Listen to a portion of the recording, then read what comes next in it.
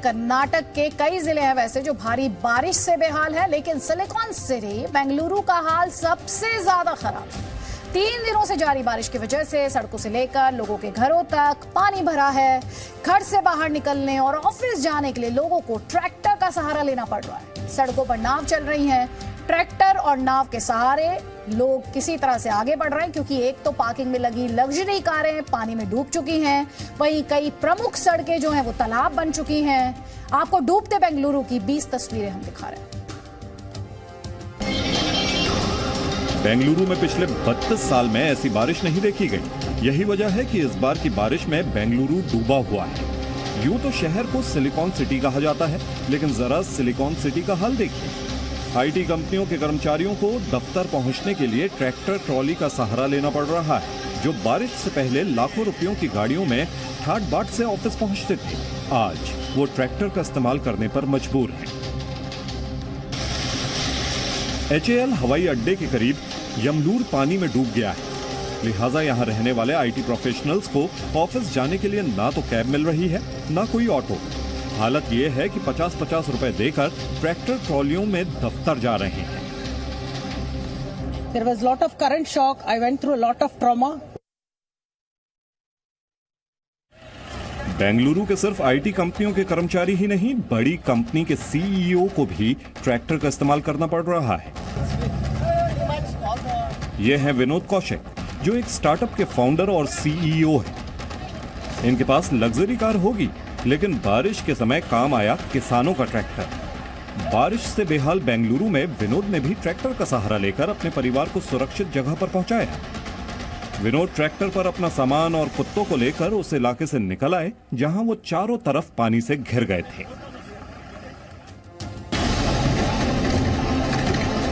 बेंगलुरु में लोग सिर्फ ट्रैक्टर ट्रॉली का ही इस्तेमाल नहीं कर रहे हैं, ऑफिस आने जाने के लिए लोग JCB का भी इस्तेमाल कर रहे हैं। इस JCB को आपने घर तोड़ते मलबा उठाते देखा होगा, लेकिन अब इसके जरिए लोगों को ढोया जा रहा है।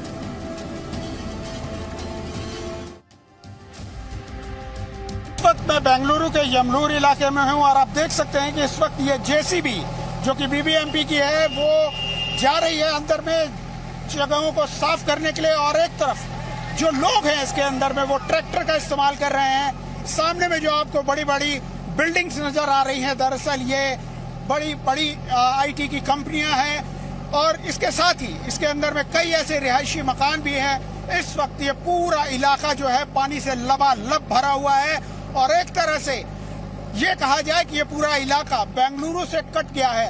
अगर किसी व्यक्ति को इस जगह से अगर मेनलैंड की तरफ, अगर बेंगलुरु शहर की तरफ जाना है, तो उसके लिए सिर्फ और सिर्फ एक ही चीज जरूरी है, और वो है ट्रैक्टर। यानी ट्रैक्टर का इस्तेमाल करेंगे तभी आप बाहर निकल सकते हैं। आप देखिए वहां पे कितनी ज्यादा भीड़ इकट्ठी है। ये सभी वो लोग हैं जिन लोगों को या तो अभी यहाँ पर से निकलना है, या वो अभी बाहर से अंदर आए हैं। तो ये बेहद मुश्किलों भरा, एक तरह से कह सकते हैं कि मुश्किलों से भरा हुआ समय है इन लोगों के लिए, लेकिन मजबूरी यह है कि इसी में फिलहाल इन्हें रहना है, क्योंकि जब तक ये पानी नहीं निकल जाता तब तक स्थिति कहीं से भी सामान्य होती नजर नहीं आ रही है।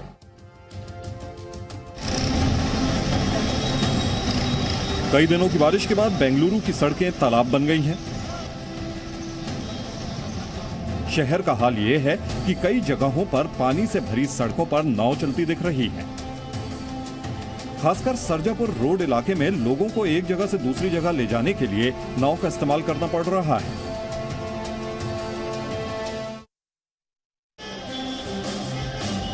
सिलिकॉन सिटी यानी आईटी कंपनियों का हब, और कहने की जरूरत नहीं कि यहाँ रहने वाले काफी लोग हर महीने भारी भरकम सैलरी उठा रहे हैं। लाखों की कमाई करने वाले ऐसे लोगों ने महंगी गाड़ियां भी खरीदी, लेकिन उन्हें क्या पता था कि एक दिन ये कार बेकार हो जाएगी, और वो दिन बेंगलुरु के लोगों को आज देखना पड़ रहा है। बेंगलुरु की सड़कों पर महंगी महंगी गाड़ियां पानी में तैरती नजर। सिर्फ सड़कों पर ही नहीं, इमारतों की पार्किंग में पानी घुसने से गाड़ियां पानी में डूबी दिखी। फिलहाल इन गाड़ियों की सिर्फ छत नजर आ रही है। रविवार और सोमवार को बेंगलुरु में भारी बारिश हुई, जिसके बाद हाईटेक शहर की कई इमारतों के बेसमेंट में पानी घुस गया। लोगों के घरों के बाहर भी पानी जमा है, जिसकी वजह से वो घर से बाहर नहीं निकल पा रहे हैं। वहीं कुछ लोग अपना सामान समेटकर सुरक्षित जगहों पर भी जा रहे हैं। सब खत्म हो चुका है। All the houses 12 feet in R lane, C lane. या कौन सा अपार्टमेंट है वो? Epsilon villas. Epsilon villa. कितने फैमिलीज होंगे उसके? अराउंड 150। तो अब आप लोग मतलब क्या डिसाइड कर रहे हैं? अपनी जान बचा के भाग रहे हैं बस। बाकी लोग हैं वहाँ पर? कई लोग हैं जो दूसरों की हेल्प कर रहे हैं, जिनके घर में अभी पानी नहीं आया, बट देव बिन उनको भी सजेस्ट करा आप सब लोग आज निकल जाओ, क्योंकि हमें कोई गारंटी नहीं है पानी की कि नीचे जा रहा है या ऊपर आ रहा है। अभी तो ऊपर आता जा रहा है। अभी ऊपर आता जा रहा है। अभी हमारे फर्स्ट फ्लोर पे पहुंच गए। बेंगलुरु का ये वीडियो सोशल मीडिया पर वायरल हो रहा है। देखिए कैसे एक शख्स के पूरे घर में पानी भरा है। बेड से लेकर डाइनिंग टेबल तक पानी में डूब चुका है। किचन में हर तरफ सामान बिखरा पड़ा है। यहां तक कि फ्रिज और वॉशिंग मशीन में भी पानी भर चुका है।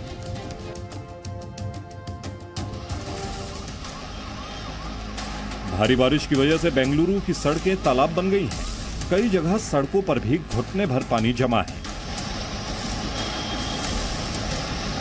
ये बेलंदूर इलाके में आउटर रिंग रोड की तस्वीर है। पानी से भरी सड़कों से गुजरने और अपनी मंजिल तक पहुंचने के लिए बेंगलुरु वासियों को बहुत मशक्कत करनी पड़ रही है।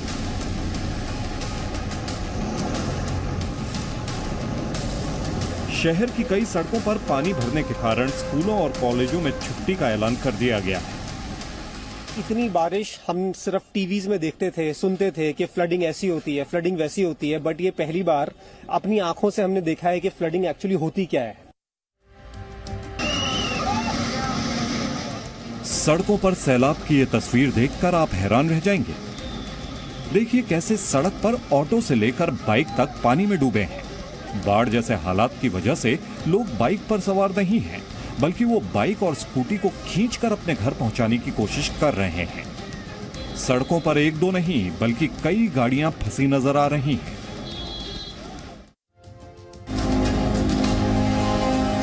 बारिश की वजह से लोग अपने अपने घरों में रहने को मजबूर हैं, लेकिन मजबूरी में अगर कोई घर से निकलना चाहे तो उसके लिए आफत मोल लेना जैसा है।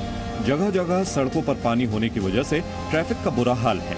जगह जगह ट्रैफिक जाम लग रहा है। मजबूरी में घर से निकलने वाले लोगों को इसकी वजह से खासा मुश्किलों का सामना करना पड़ रहा है।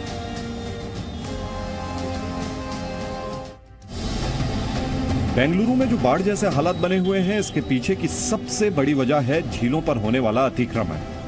आंकड़ों के मुताबिक बेंगलुरु में 204 झीलें हैं। इनमें से करीब 180 की संख्या ऐसी है जिन पर की अतिक्रमण का साया है। यही वजह है कि जब भी बारिश आती है तो पानी का बहाव झीलें समेट नहीं पाती हैं। शहर की 164 झीलें लबालब भर गई हैं। बारिश की इस आफत में हम बेंगलुरु शहर में जहां जहां घूमे, हमें लोगों ने बताया कि राज कालवे के ऊपर इंक्रोचमेंट है। दरअसल हम आपको बताते हैं राज कालवे है क्या। ये है राज कालवे यानी सरकारी नाला। ये यमलुरु इलाका यहाँ से शुरू हो रहा है और आप देख सकते हैं कि इस नाले की चौड़ाई शुरुआत में कितनी ज्यादा है। ये शुरुआत लगभग 30 फीट के आसपास की है, लेकिन जैसे जैसे ये नाला आगे की तरफ बढ़ता है ये संकीर्ण होता चला जाता है। आगे जहाँ पर आपको टूटी हुई दीवार नजर आ रही है वहाँ इसकी चौड़ाई शायद बामुश्किल 20 मीटर के आसपास होगी और उसके आगे और भी कम। दरअसल यही वो वजह है जिसके कारण पूरा बेंगलुरु शहर आज पानी पानी है।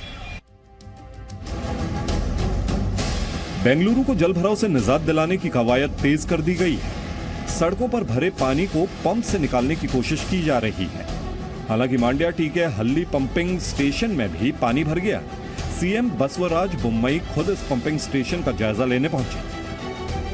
There is a picture that entire Bangalore is in problem. Entire Bangalore is not in problem. Basically, two zones, that too particularly one zone, Madhepura zone, is in problem for two reasons. One is it has got 69 tanks in that small area. All are breached, all are overflowing. Encroachments have been done. Bengaluru बारिश को लेकर राजनीति भी खूब हो रही है। Youth Congress के कार्यकर्ताओं ने शहर में सरकार के खिलाफ प्रदर्शन किया।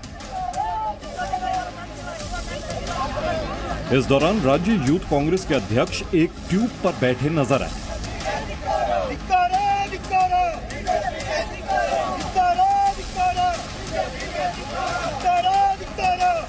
हालांकि सीएम बसवराज इस हालत के लिए कांग्रेस को ही जिम्मेदार ठहरा रहे हैं।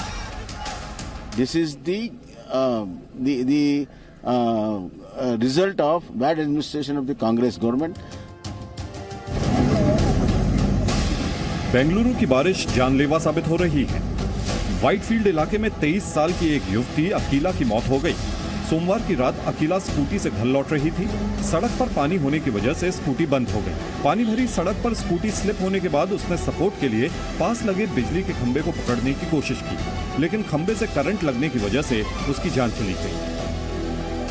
वहाँ पे एक करंट पोल था, तो जो वो करंट का पोल में वो वायर्स जो है वो खुला पड़ा था, तो वो जो बारिश में जो गिर गई तो सपोर्ट के लिए उसको पकड़ा, तो वो इलेक्ट्रिक शॉर्ट सर्किट हो गया और वो वहाँ पे 5-10 मिनट तक वहाँ पे उसने बहुत सफर किया है। बेंगलुरु में आईटी कंपनियों के हब इको स्पेस में भी बारिश का कहर दिखा। सरजापुर रोड पर आईटी कंपनी विप्रो के ऑफिस परिसर में भी पानी घुस गया, जिससे ऑफिस आने जाने वाले आईटी प्रोफेशनल्स को दिक्कतों का सामना करना पड़ा। इतना ट्रैफिक था तो आ ही नहीं पा रही थी मैं।